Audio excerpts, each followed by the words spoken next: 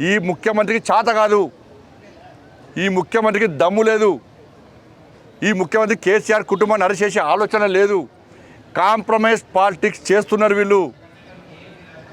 అరే ముఖ్యమంత్రినే ఎత్తుకపోయి జైలు పెట్టిర్రు, డ్రోన్ అని ఇంకో కేసు అని బెయిల్ రాకుండా చేసిర్రు, బిడ్డ పెళ్లికి లేకుండా చేసిర్రు. ఏడవైందే ముఖ్యమంత్రి పౌరుషం.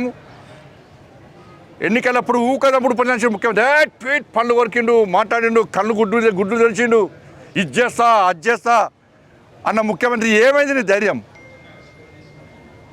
ఏమైంది ధైర్యం? అయింది నీ పౌరుషం? ఏమైంది నీ లోపల పిరికితనం? ఎందుకు వచ్చింది? రక్తం వస్తుందన్న మాకు ఇవాళ.